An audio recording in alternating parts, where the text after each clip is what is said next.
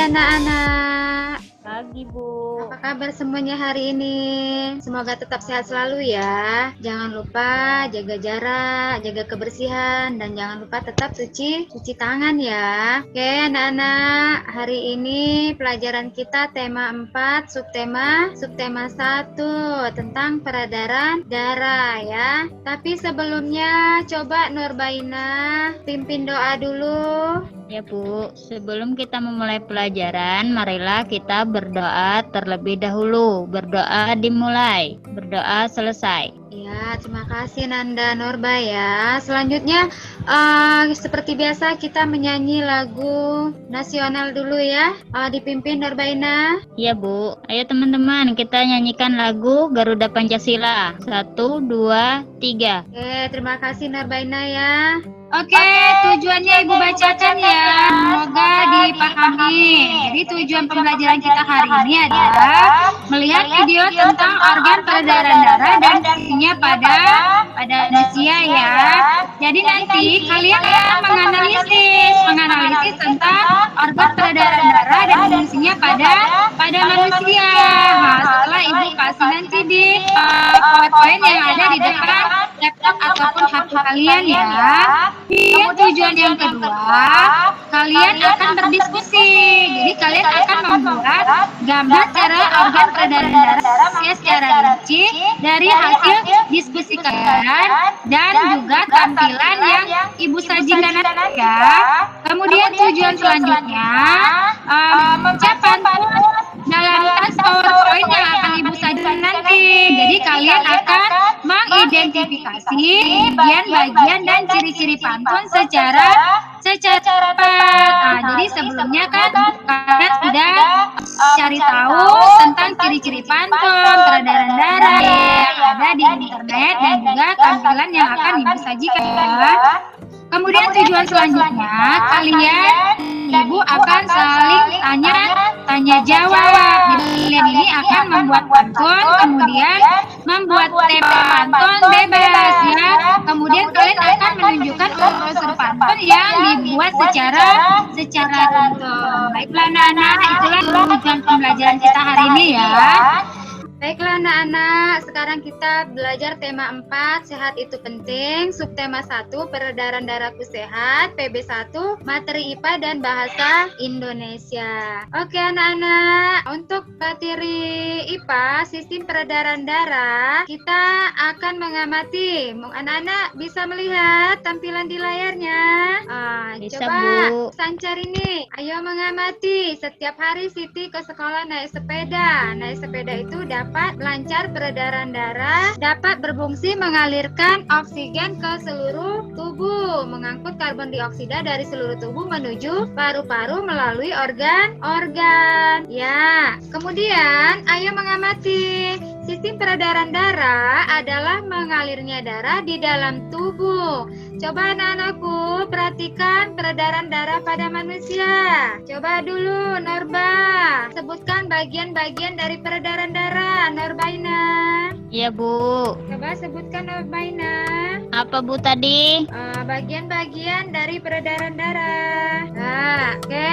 Jadi sistem peredaran darah itu ada dua ya anak-anak. Ada sistem peredaran darah kecil, itu jantung bilik kanan ke paru-paru, kemudian jantung ke serambi kiri. Kemudian sistem peredaran darah kecil dari jantung menuju bilik kiri, selanjutnya menuju ke paru-paru dan ke jantung serambi kanan ya. Kemudian misi pertama, setelah kamu membaca uraian di atas tadi, ternyata ada beberapa organ tubuh dalam peredaran darah manusia. Nah, coba tuliskan dan tentukan peran organ-organ tubuh manusia dalam peredaran darah ya. Kemudian jantung ini adalah merupakan bagian-bagian peredaran darah. Jantung adalah organ tubuh yang berfungsi memompa darah darah ke seluruh tubuh. Nah, itu letaknya di dalam rongga dada sebelah kiri dan ukurannya kira-kira sebesar kepala tangan pemiliknya. Nah, mikrodium itu adalah kumpulan otot-otot yang kuat yang menyusun jantung. Nah, jantung terdiri atas 4 ruang, yaitu serambi kanan dan serambi kiri, bilik kanan dan bilik kiri, ya. Kemudian di dalam jantung itu ada katup jantung, ya.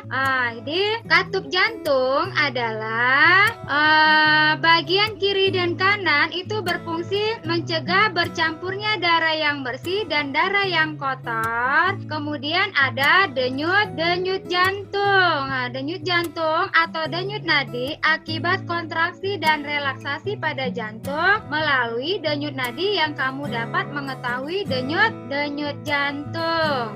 Ya, sekarang perhatikan, ayo mencoba. Coba kamu lihat bagaimana cara menghitung denyut nadi. Ya, ini ada langkah-langkahnya. Yang pertama, tempel dan tekankan. Jangan terlalu keras. 3 jarimu, telunjuk, tengah, manis pada pergelangan tangan yang lain dan temukanlah denyut nadimu. B.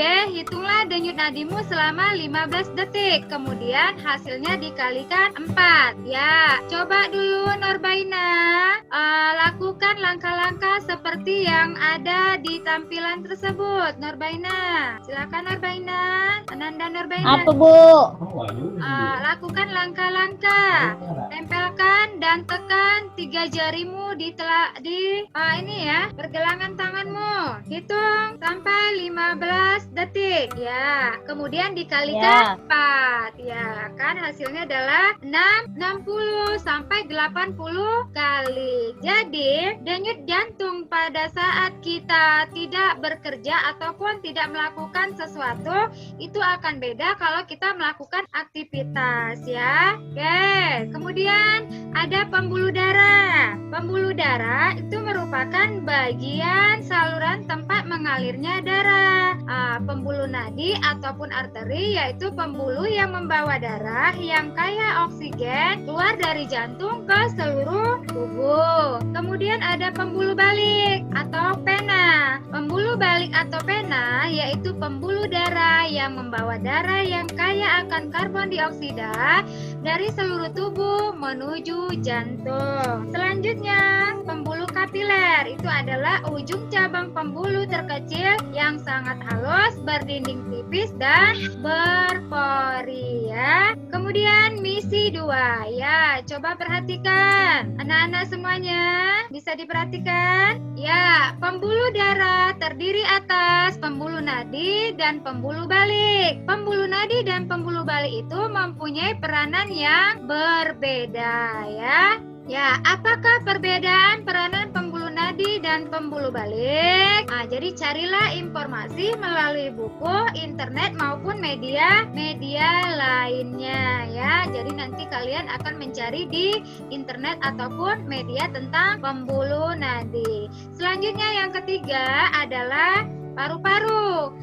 Paru-paru ini berperan sebagai penyuplai oksigen ke dalam darah. Mekanismenya, darah yang telah diedarkan ke seluruh tubuh banyak mengandung karbon dioksida. Jadi setelah kembali ke jantung, darah dipompa ke dalam paru-paru. Selanjutnya karbon dioksida diambil dan diganti dengan oksigen melalui proses pernapasan, ya. Kemudian ada alveoli. Alveoli adalah kantung udara yang terdapat pada ujung cabang paru-paru yang memiliki jaringan halus kapiler sebagai tempat terjadinya pertukaran oksigen dan karbon dioksida, ya. Misi ketiga adalah kamu telah mempelajari peredaran darah manusia. Coba pahami materinya dan gambarkanlah, kemudian tuliskan keterangan gambar yang kamu buat. Tuliskan juga cara kerjanya ya.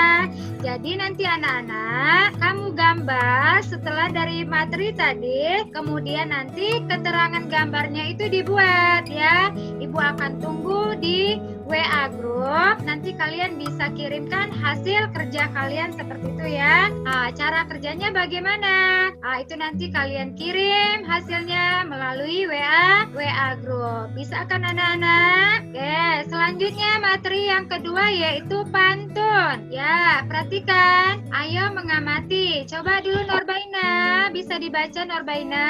Ya Bu, rambutku lebat, rambutku subur, tidak dapat dipasang jepitan. Tubuhku sehat, ku ucap syukur, darah mengalir tanpa hambatan. Ya, ini adalah contoh dari pantun. Jadi nanti anak-anak, kalian cari atau buat sebuah pantun ya, dan kalian cari ciri-ciri tentang pantun yang ada di internet atau orang-orang yang memahami tentang pantun. Setelah itu kalian buat bebas pantun apa saja, nanti kalian kirim ke WA grup ya. Bisa kan anak-anak? Ya Bu. Oke, selanjutnya misi keempat, apakah yang kamu ketahui tentang pantun? Tanyakan kepada orang yang mengetahui tentang pantun. Kamu juga dapat mencari informasi melalui media tentang pantun. Caranya dengan membaca buku, internet, dan media lainnya.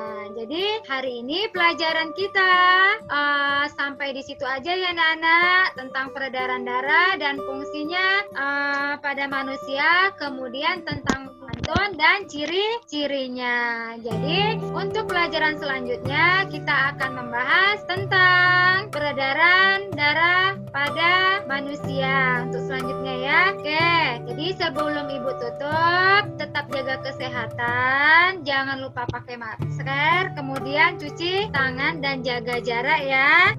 Kemudian tidak lupa pula ibu ingatkan, belajar dari referensi-referensi yang lain ya. Oke, coba Nurbaina bisa memimpin doa. Ya Bu, sebelum kita pulang, marilah kita berdoa terlebih dahulu. Berdoa dimulai, berdoa selesai. Terima kasih anak-anak. Sampai di sini dulu ya. Assalamualaikum warahmatullahi wabarakatuh.